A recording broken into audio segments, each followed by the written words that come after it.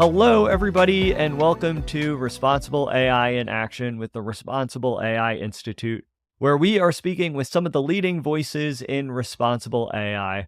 I'm very excited. We have Alex Bestall joining us on the show today. Alex, thanks so much for being here. Thanks for having me.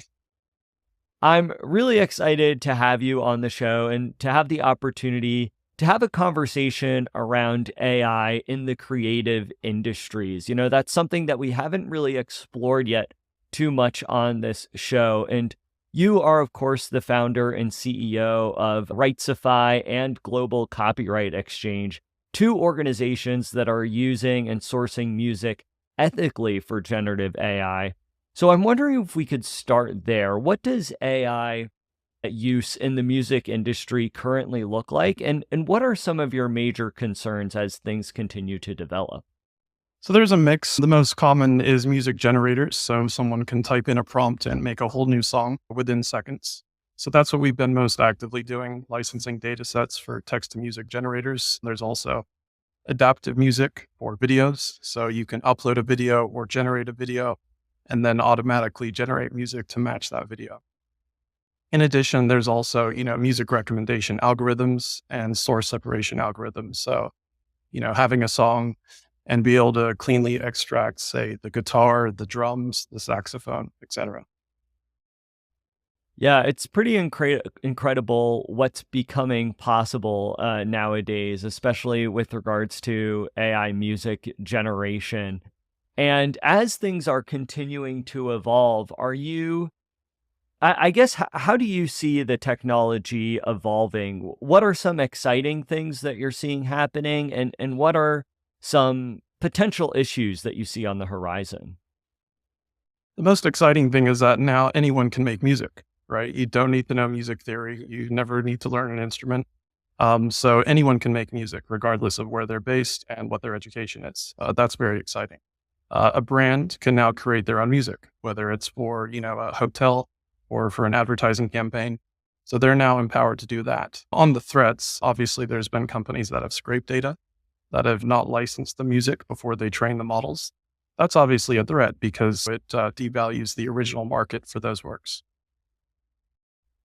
Yeah, I'm sure it's this complicated landscape of figuring out how to source music ethically, especially because there's so much music out there. And, of course, last month we saw numerous publications like the New York Times and NBC report on big record labels like Universal and Sony suing AI music generators, Suno and Uncharted Labs being among them for copyright infringement.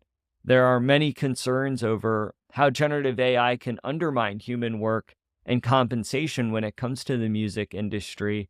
And there are a lot of questions around how AI music generators are being trained.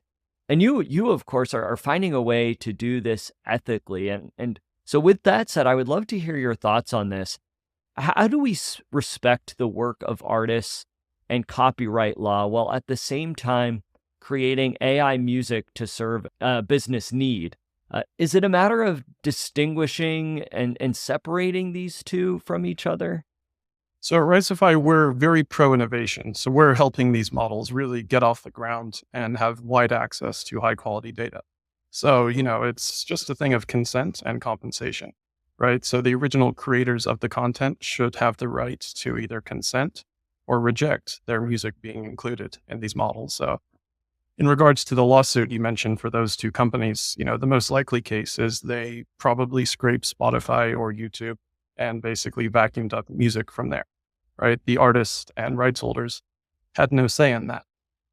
So what we do is we make sure that everyone that's their music is in a data set, there's a clear approval. It's all licensed or wholly owned data. And if it's a singer, they get to choose if they want their music in the model or not.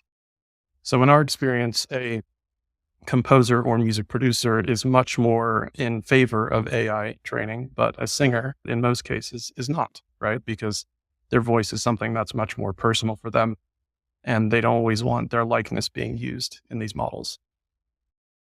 And what does that process look like of gaining permission from artists to use their music to train AI models? So an opt-in is the most common. So that's something we're saying with the Dataset Providers Alliance, which is Rightsify and other companies working on images, video, and text data. So basically, if you control a library of IP or if you have a marketplace, the creators of that original content should opt in before their content is automatically included in one of these models. And how do you see that evolving over time? Do you always see an opt-in system happening as AI music generators become much more advanced, or do you see a different type of process being created? Guess it depends on the type of content. So with most types of creative content, I imagine opt-ins will be common for quite a while.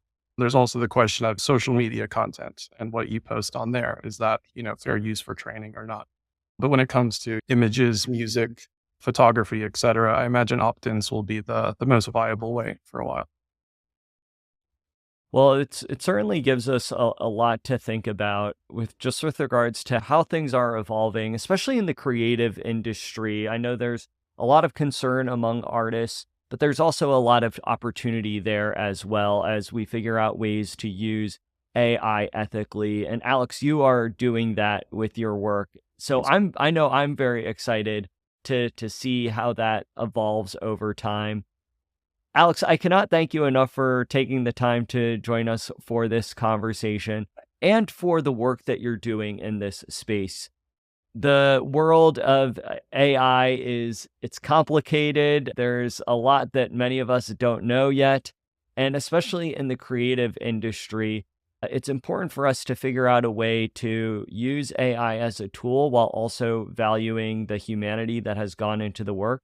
And what you're doing with Rightsify and Global Copyright Exchange, it's really incredible to see just someone who's really pioneering this work forward. So Thank you. I can't thank you enough for taking the time.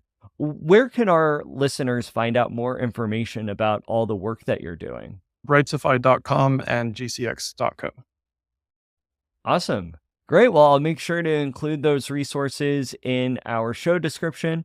So for all of our viewers out there, all you have to do is scroll down, click those various links provided. Alex, thank you so much again for taking the time. Thanks, Patrick.